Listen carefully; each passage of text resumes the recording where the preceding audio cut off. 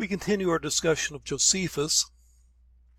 From what Josephus has said, he accepted the books we would call Old Testament, the 39 books of the Protestant canon, though he counted them differently. He counted them as 22.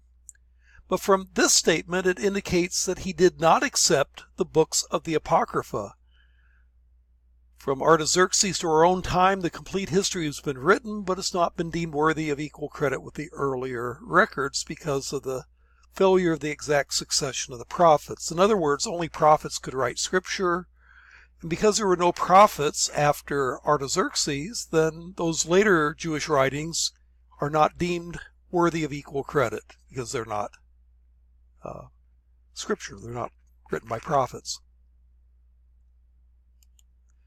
Move on to the evidence of Jesus ben Sarah, rather his grandson.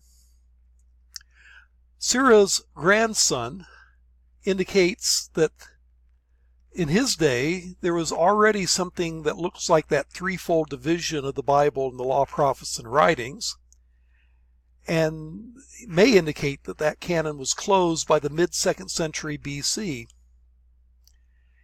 In his prologue to his grandfather's work, he writes this: "Many great teachings have been given to us through the law and the prophets and the others that followed them."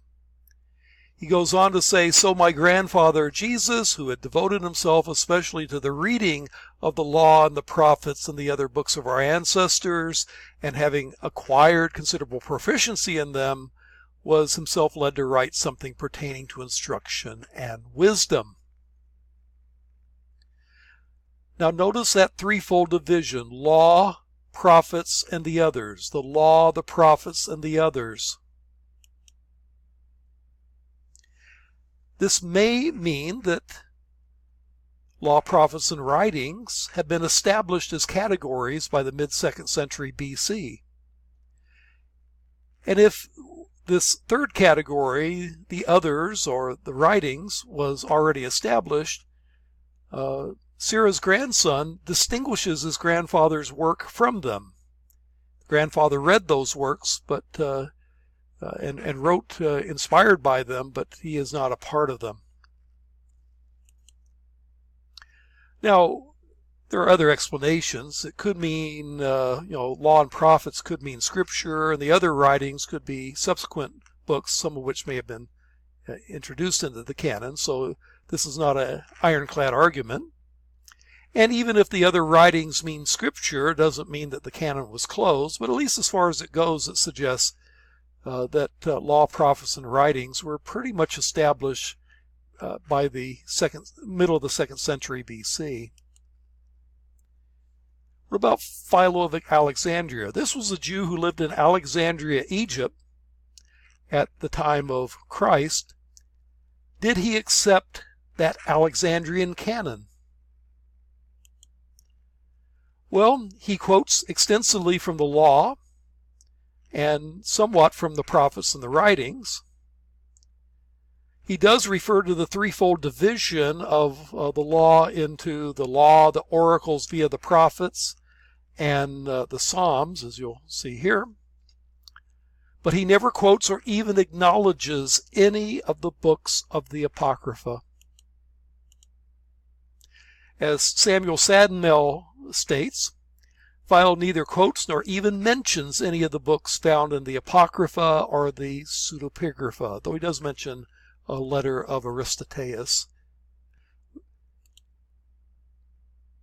In other words, there's no evidence of any Alexandrian canon in the writings of this Alexandrian Jew, Philo of Alexandria.